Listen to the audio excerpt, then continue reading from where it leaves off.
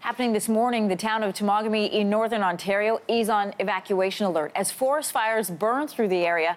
This is a problem British Columbia is all too familiar with. You'll remember last summer, the province experienced the worst wildfire season in their history. More than 65,000 residents were displaced. The province ended up spending $500 million just trying to control the fires. Well, now researchers and scientists are worried about the long-term effects to the forest systems. UBC Forestry professor Lori Daniels is joining us this morning from Vancouver. Lori, good morning. Recently, you were in a forest that was near Williams Lake in south central BC, one of the places that was hit hard by those devastating wildfires last year. What are some of your concerns when you walk through those burned out forests?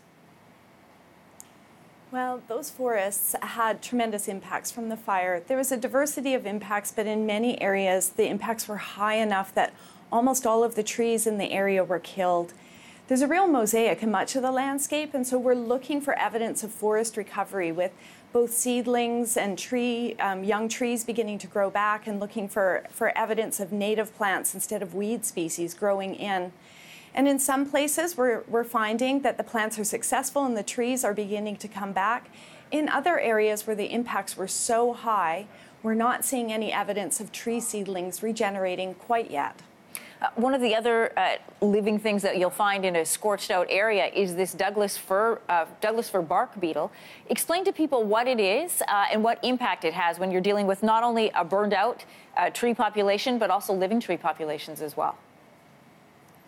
Yeah, so Douglas fir bark beetle is a native insect that its host species is the Douglas fir tree. And so it is attracted to Douglas firs, large trees, and it burrows into the bark and then uses the inner cambium, the growing tissue just between the bark, or between the bark and the stemwood. It uses that tissue to carve in galleries, and it consumes the material and then lays eggs in little side galleries. The Douglas fir bark beetle is using the trees as a host, but the impacts on the trees can be really negative. Many of the trees, if they're colonized with enough beetles, will actually begin to decline and die. So one of the things that interacts between fires and bark beetles, and Douglas fir bark beetle in particular, is the beetles themselves are attracted into areas where the trees are stressed, and in particular where there have been fires. People have described Douglas fir bark beetle flying into forests while there's still smoke hanging in the air.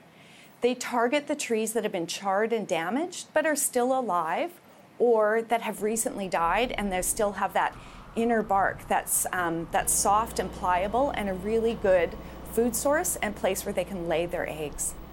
Lots of material for you to continue your work and to continue your research, because we're still, as you said, seeing the devastation from those wildfires last year as those forests effort to come back. Lori, thanks for joining us from Vancouver this morning. Glad to be here.